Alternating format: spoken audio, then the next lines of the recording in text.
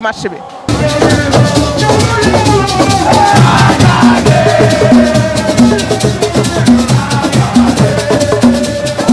gis naa fi benn supporter Ville de Dakar kii nag mooy Thalès waa yow moom da ngaa supporter ba séeréer bi waa lii bëgg naa ko alors sëñ bi noo def.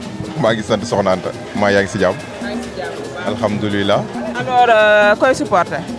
waaw tey moom ma jàkkaar ak moom xool ko. waaw bon gannaaw ba ma leen nuyoo waa des sports di la jaajëfal bu baax Anta di rafetlu bu baax sa liggéey bi ngay def si réew mi Sénégal yëpp kontaan nañ si basket bi voilà. tey nag dañoo ñëw en tant que bon supporter AS Ville de Dakar donte dañuy liggéey ak ñoom mais dañoo ñëw ngir supporter leen dooleel leen waaw. tey moom dañoo bëgg a gagné au moins tey championnat bi ñu koy jël ñu koy continuer di jël parce que Sénégal ñun tey fu ñu jaar dafa métti te d'après tout tey Ville de Dakar bon ak li nekk si rumeur yi nekk suuf yëpp dafa métti. il faudra que tey ñu wane lépp luñ mën pour jël championnat bi nga xamante Jeanne d'Arc tam gis nañ ne duñu ay coomo match aller bi metti woon na est-ce que tey dina yomb. bon gis nañ ne match aller bi metti na pour les garçons et aussi même que les filles moom man du ma si am benn question bu mu si wax parce que gis nañ ni fii am nañ benn dévouement boo xamante tey jii ay jàmbaar lañ te neewuñu fii tamit di foofu dañuy ñëw gagné après dem seen yoon ñoom moom. am naa yaakaar baax a baax tey nag dinaa jubilé si fii yi góor ñi tamit am naa yaakaar baax ne dinaa jubilé waat si garçon. Thalès merci beaucoup. ñu dem xooli ji rek beneen supporter kenn naa ngi nii de am na ku may woo. na nga def sëñ bi. ça va. supporter fan nga. non du supporter ñun ñi ngi nekk ministère de la jeunesse et des sports de la culture. nekk chef du service départemental de la jeunesse de Pikine. ñëwoon nag tey seetaan si final bi. voilà seetaan ci final bi mais également gunge sunu ministre madame Khady Diène Gaye ministre de la jeunesse des sports de la culture ñi nga xam te ne moom mooy marraine bis bi donc tey loolu moo fi indi woon ñu ngi nii di seetaan premier final bi muy jigéen ñi mu doon final bu assez disputé Ville de Dakar mené mais Jeanne d'Arc aussi desul ginnaaw waaw match bu neex la et vraiment on a vu tout l'engouement qui est derrière cette finale là. engouement bi am na est-ce que am nga préférence ci ñaari équipe yi. waaw ñun nag bon ndey ñu seex leen comme que ñun on représente l'État donc day def ndey ñu seex rek waaw que le meilleur gagne bon nga xam ne sport Sénégal moom mooy gagné mais également voilà que encourager les deux équipes daal. merci beaucoup boo demee nga waxal ñu ministre des sports na gën a gëstu basket bi gën ñu jàppale. d'accord incha allah merci dañuy dem rek nga am xooli ji yeneen supporter waa GIA jël naa waa Ville de Dakar jël naa ko neutre bi pa nag supporter GIA laay wër topp ma. ñun dañoo neutre ku gën a wax na waaw. bu ngeen gisee basket bi xam taxaw seen diggante da ngeen a xool leen fii. xool leen fii ñëw na ngeen def ziar naa leen. delloo ziar fan ngeen jóge. bon man fii laa nekk quoi. Dakar. ngeen ñëw si basket bi ay basketteurs ngeen. waaw ay basketteurs lañ dañu ñëw seetaan si sunu coéquipiers yi sunu copines yi joué boog du moins moom la ñu ñëw seetaan. copines yi fu ñu nekk Ville de Dakar wala. Ville de Dakar ñaar yëpp. ñaar yëpp. kon daal da ngeen di ñëw taxawee jaaxaanaay. waaw ku gagné rek. ku gagné baax na alors yow nag. waaw même chose rek dañu ñëw seetaan suñuy xarit ñaari équipe yëpp am nañu fa ay xarit am na ñu xamanteel donc ku gagné baax na. nan ngeen gisee final bi déjà ñu ngi mi-temps nan ngeen gisee match bi. waaw neex na de mais dañoo war a gën a kii rek parce que boo ko naree dóor plus de 20 points d'écart foog nga focus ci match bi. kon yow GIA nga faral. GIA nga faral. bon damay xaw a feeñ ku wax feeñ. ana supporter na ngeen def ñu ngi nii rek. présenté wul d'abord. waaw maa ngi tudd Seynabou Niang di présidente section féminine nationale bu 12e Gaïndé Sénégal. alors nga ñëw teewee si final playoff yi duñ la wax lan moo la yëkkati xam nañ ne yow Sénégal léegi moo la ñor alors naka nga gisee disposition yi ak final bi. waaw ni ma ko gisee moom vraiment da ngay xam ne sport bi mu ngi gën a évoluer parce que bu njëkk bi soo ñëwaan problème yi dugg rek da nga koy am mais léegi gis naa ne dañ ko organiser de telle sorte que ne supporters yi dañ leen di jox seen quota avant ñuy ñëw nga xam ne suñ ñëwee duñ xatal kenn. la même chose que yeneen supporters yi club yi nga xam ne heure bi daan na fekk problème am mais je pense que ne changement bu rëy daal commencé naa am ci. am na organisation kon daal gis nga si yokkute. waaw gis naa ci yokkute daal franchement moom gis naa ci yokkute moom waaw di féliciter fédération bi rek waaw ñu gën a góorgóorlu daal parce que sport bi je pense que ne dafay gën a jëm ci kanam daal mais amul tànk gannaaw kon nag na ci ñëpp jàpp rek. jërëjëf Tata. waaw kontaan na. itam du ma ko bàyyi Jamaano. mu wax xalaatam ci final bi. waaw final bi. présenté wu d'abord. man la ñaatam supporter 12e Gaïndé suñ présidente moo taxaw ni président section féminine Nabou Sembène mooy suñu yaay suñu xarit suñu lépp waaw. lan ngeen fas yéene tey 12e Gaïndé organisation bi pour def ko ci final bi. xanaa yëngal rek yokk core dellu ñeex comme niñ ko daan defee comme dab rek waaw day neex rek samp rek. la neex rek. Aïcha merci beaucoup. daa doon wër nag ay supporters GIA. présenté wu leen d'abord. salaamaaleykum. lan lay wax. man la Amina GIA laa nekk. waaw kii cadet la man junior la 2e année. GIA dañ ñëw pour supporter yàlla na gagné incha allah. mën na nekk selon yow. waaw mën na nekk. wóolu nga sa waaw wóolu naa leen kay dinañ gagné de incha allah waaw.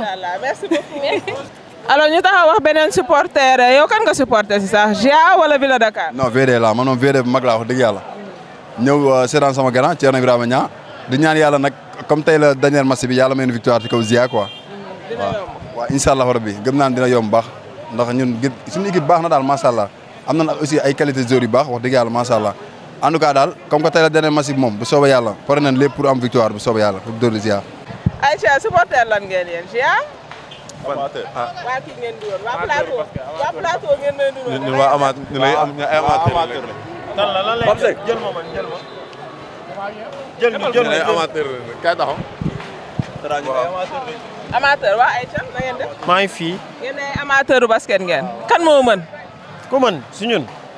GIA la ñuy wax. GIA moo mën. waaw. fan nga teg GIA moo mën. ah GIA moom instant bii moom si lu ma jàpp moom xam naa ni instant match bi match am la quoi. waaw bu góorgóorloo ah man ba tey GIA la.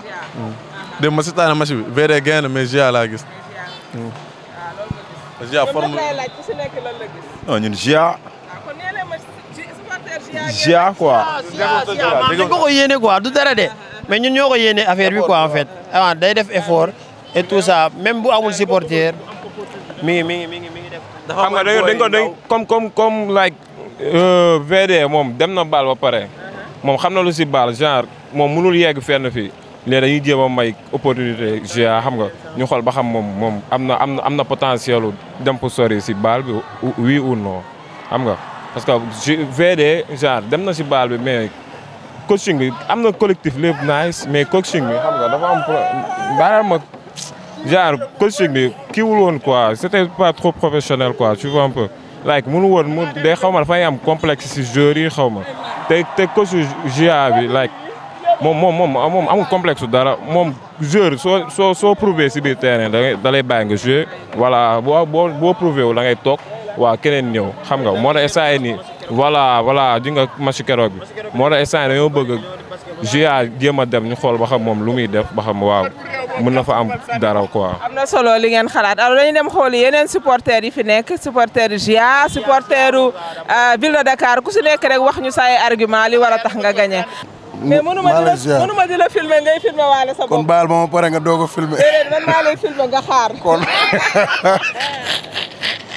mais ci loo ne. lu la andi tey fii. tey bon seetaan si final bi xool xam situation bi xool ku ñu nar représenté ji incha allahu rabbi te am naa yaakaar ni ville de Dakar bi moo ñu nar représenté ji. mais bon ça dépend rek. affaire de Boy Rio nga fii def affaire de faral Matar Gueye. non Matar sama gaan la Matar man kaa wax la man du ma la dem ville de Dakar nii bu ma fi ñëwee Matar a tax de. waaw man affaire de Boy Rio ngay def man tey jii peut-être sax soo demee sax ba GIA xanaa xamoo ne tooguma seetaan leen mais boo demee sax am na ñu ma fa xam. mais Matar sama gaan la keuse te yéene naa ko mu dem toj final bi yëkkati coupe bi ñu qualifié waat mu neexaat parce que affaire la quoi. mais yéen a ngi cool. affaire bi mënoo ko expliquer. donc daa am yoo xamante ne doo ko ci caméra. waaw kon baax na on verra bien lan mooy xaw merci Biggi. Fall le 12e Gaïndé par excellence nag laa taxawal. 12e Gaïndé par excellence le porte-drapeau national. soxna Anta kii may naa la ci 50 000. waaw defal ma ko wéeb orange yooyu yëpp am naa yëpp am nga ko dinaa la ko yónnee ci kanam. noo def noo gisee final bi. ah final bi nar a neex rek parce que nag final bi bu jigéen ñi moom y a pas photo waaw ville de Dakar dafa ratissé large première manche aller bi mais nag suspense bi nag ci góor ñi la parce que bii nii passé GIA dañu war a xar kanam gu doy waar tey sax keroog sax mënoon nañoo gagné match bi. dem na bay gagné kay. dem na bay gagné mais nag ville de Dakar équipe bu mag la équipe bu mag la am ay joueurs yu mag waaw tey jii yaakaar naa ne tey jii clé match bi tey jii ville de Dakar tey war na mën a jouer ci ay intérieur am su jouer ci ay intérieur am tey match bi dina yomb ci moom. li ngay wax ni tactique la de nekk da ngaa xam ba. man nag man secrétaire général club laa. xam naa loolu. depuis développe ba pare am animateur initiateur ba ma koy am booy yi kenn amu fi animateur initiateur. xaaral ma wax Libaas mu ñëw dégloo Libaas bu la dégloo léegi mu am résultat alors. même Momo sax su ma dégloo. man mën naa ko jox clé yoo xam ne tey ji mën na sonal Libaas. ñaare coach yëpp laay yónni si Fall Drapeau mu ñëw wax ak moom ndax bu ñu waxee moom rek gis résultat alors gis ngeen ko supporters yi bari nañ ci biti wan nañ leen ambiance supporters yi dañuy dugg si biir jox leen li nga xamante ne mooy ambiance si biir stade bi ak le résumé des deux matchs.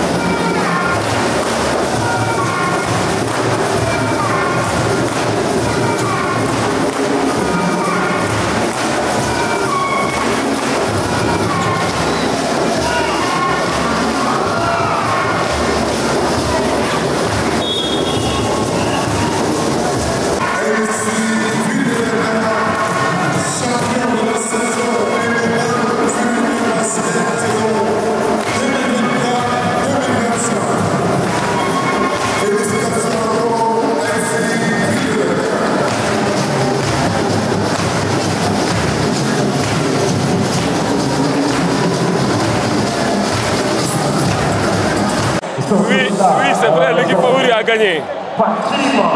C'est vrai, nous reconnaissons ça, c'est la meilleure équipe. Bon, nous, on avait des jeunes juniors filles, vous avez vu, Ramatoula ici et Sona Conté. Donc du coup, bon, c'est normal, les gosses ont bien battu devant ces grandes équipes-là.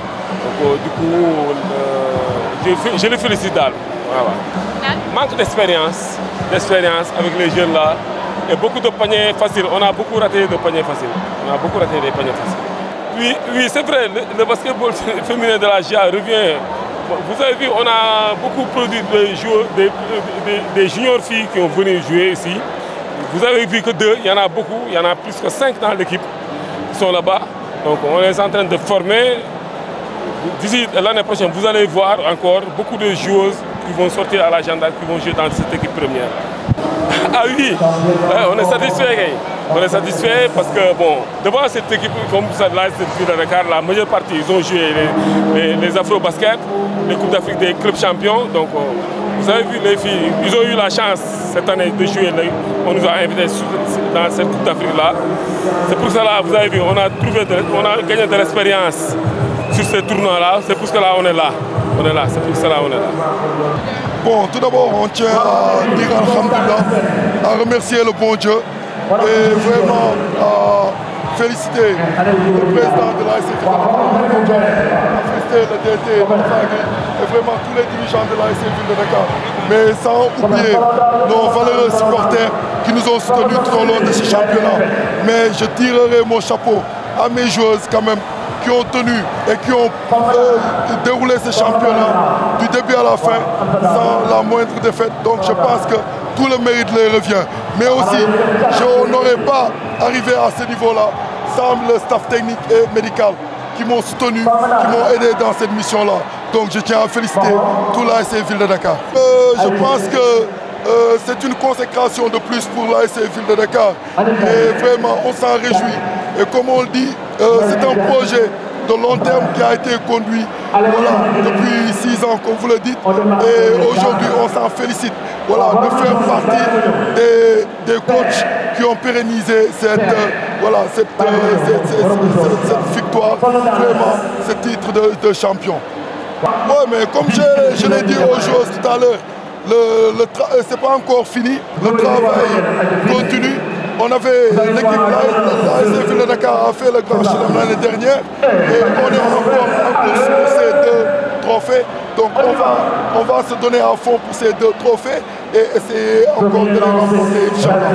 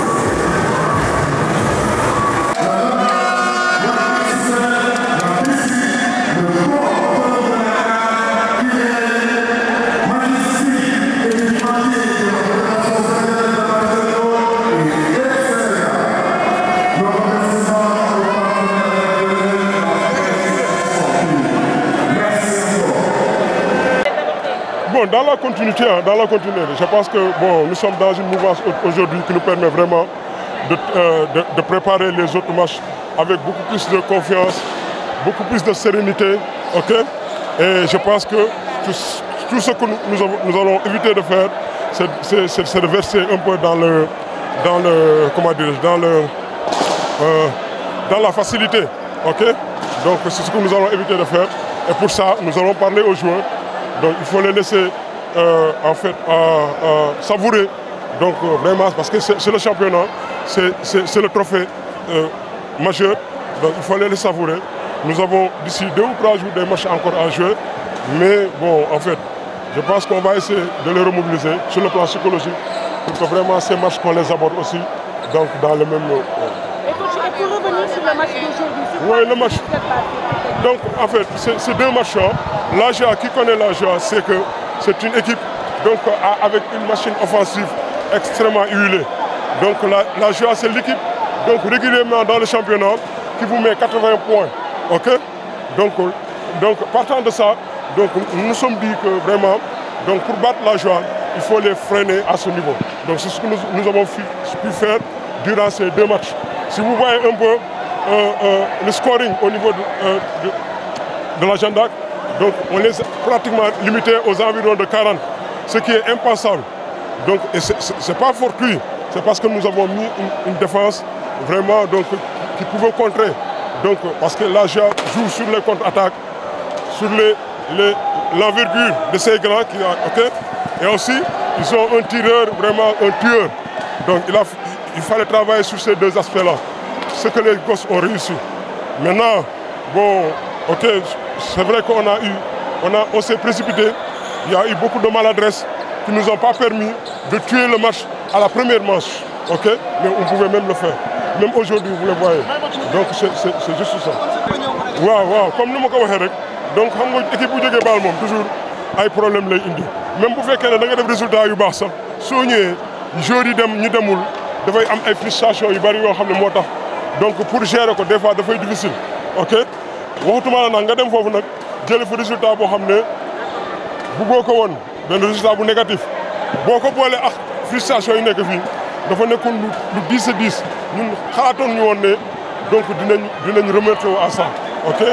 Mais donc bi ñu ñëwee fii amoon na ay grincement man ak joueurs yi yenn kii bi mais après bi ñu toogee waxtaan donc ñun ñëpp dañu tënku si benn affaire ñu ne kat gars yi pour sauver championnat bi pour sauver saison bi il fallait vraiment ñu def lépp pour gagner championnat bi loolu rek moo tax war a xam loolu moo tax ñoom seen bopp ñu remobiliser wu même dirigeant yi à un moment yaakaaroon nañ ne am na benn crise ci biir équipe yi ba ñu ñëw duñ seet si bi ñu ñëwee di seet si man leen non dynamique yi xale yi nekk donc amul sax luñ leen di wax ok donc léeg-léeg nag du ñàkk nag aux entraînements yenn wax et tout ça mais dynamique bi ñu nekk actuellement dynamique bu positif la ok et j'en suis sûr que si on continue sur ça donc fin de saison bi dinañ am résultat yu baax ok. waaw am naa satisfaction bu baax parce que mën nañu wax ni joué nañ final yu metti te championnat mooy coupe bi nga xam ne tey équipe bi moom lañ nekk di xëccoo parce que boo ko gagné yaay champion donc am na satisfaction club yëpp am na satisfaction tamit di wax tamit des na yeneen trophée yi nga xam ne mi ñuy xaar waaw des fois match day am loolu day am temps faible mën naa ko suñu premier quart-temps bi ak deuxième quart-temps bi danoon dàqante ak ñoom mais bu ñu duggee VCR ñëw ñu retrouver wu xam que nu ñu war a jouer ak ñoom pour détacher wu.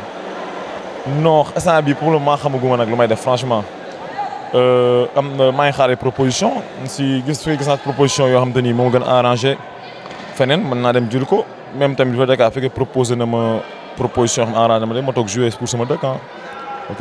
xam nga tey joueurs yi dañ crispé woon parce que enjeu bi moo taxoon parce que ku gagné yaay qualifié baal donc match aller bi nekkoon ba léegi kenn gagné gu loon parce que 4 points ci basket du dara malheureusement loolu moo tax ba joueurs yi crispé wuñ baax mais dans l'ensemble parce que dem nañ ba 3e quart-temps kenn xamul kan mooy gagné donc fin peut-être après le Ville de Dakar détaché wu donc loolu mooy kii mais final bi neex na nit ñi ñëw nañ supporter nañ amul violence amul dara madame la ministre des sports ñëw présider ko vraiment mu koy sant di ko gërëm si ñëw bi di ko sant aussi di ko gërëm comme ni ma ko waxee aujourd'hui ci traitement bi mu traité équipe nationale garçon ak fille garçon yi ni ma ko waxee requête bi ñu ko présenté wul yëpp approuvé na ko fii dugg nañ regroupement donc léegi la balle est dans notre camp merci à tout le monde. ñu tax a wax ay supporters ASC Ville de Dakar ASC Ville de Dakar moo gagné ñaari finale yëpp ci filles ak ci garçon yëpp alors seen réaction après match bi. waaw xanaa réaction bi mooy kontaan rek kontaan trop kontaan nañ ci ndam li lu ñu yàgg a waajal la yàgg koo préparé depuis lu ma 2 semaines a ngi nii yaakaar naa tëdduñu nelaw ci lal ndax boobu ba léegi ñu ngi préparé donte jigéen ñi sax desoon naa métti comme niñ ko fooge woon mais góor ñi moom demoon na ba romb suñuy xalaat sax ndax yaakaar demoon nañ ba am na ñoo xam ni sax dañu yaakaaroon ne duñu gagné kii bi mais dañoo dem rek liggéeyiwaat joueurs yi liggéey dajaloo bokk nday ak baay supporters yi noonu ñi ngi nii sama ginnaaw ñëpp bokk nday ak baay ñëw gagné yóbbu ndam li Ville de Dakar te luñ yàgg a waajal la nag ndax biñ jógee baal dañu woon kut faakut dañuy delluwaat te li ñu waxoon maanaam kilifa yi ànd nañ ceeg ñun tam ñun supporters ñu ànd ceeg ñoom joueurs yi ñëpp àndandoo ñu ñëw rek jëli ndam li yóbbu. ñu jox ASC Ville de Dakar tam meilleur supporter lan mooy seen réaction par rapport ak loolu.